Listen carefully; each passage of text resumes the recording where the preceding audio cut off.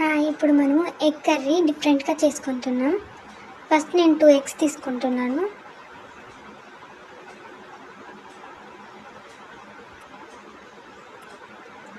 ఆ 2 eggsలో కొంచెం సాల్ట్, కారం, కొత్తిమీర వేసుకొని బాగా మిక్స్ చేసుకోవాలి.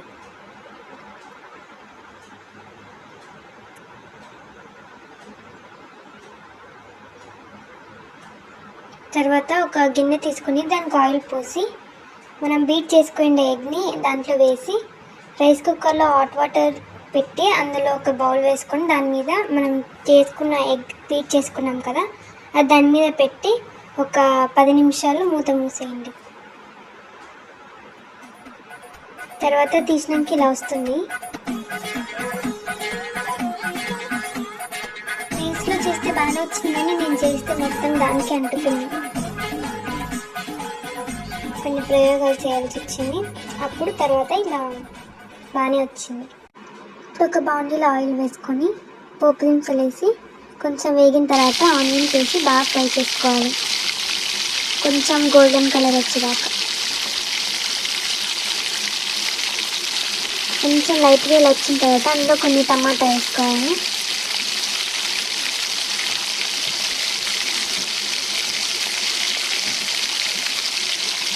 తర్వాత కొంచెం ఫ్రై అయ్యాక అందులో కొంచెం పసుపు, కొంచెం సాల్ట్ వేసుకుందాం. మిక్సీ బౌల్లో కొత్తిమీర, అల్లం వెల్లుల్లి, చెక్క, లవంగాలు వేసుకొని ఇలా పేస్ట్ చేసుకొని ఆ పేస్ట్ని ఇందులో వేసుకొని అప్పుడే వాటర్ వేయకూడదు. తర్వాత బాగా మిక్స్ చేసుకోవాలి. అందులోనే కొంచెం ధనియాల పొడి, కారం పొడి కూడా వేసి బాగా మిక్స్ చేసుకోవాలి.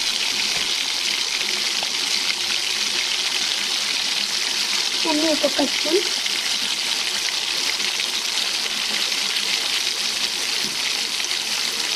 ఇలా బాగా ఫ్రై అయిన తర్వాత కొన్ని వాటర్ వేసుకొని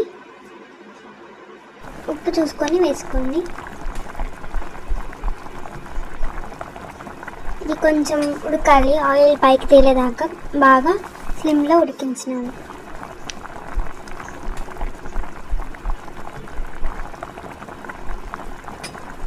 ఉడికిన తర్వాత మనం ఎగ్తో చేసి పెట్టుకున్నది దాంట్లో వేసుకోవాలి. చూడ్డానికి పన్నీర్లా ఉంటుంది, తినడానికి మాత్రం చాలా బాగుంటుంది.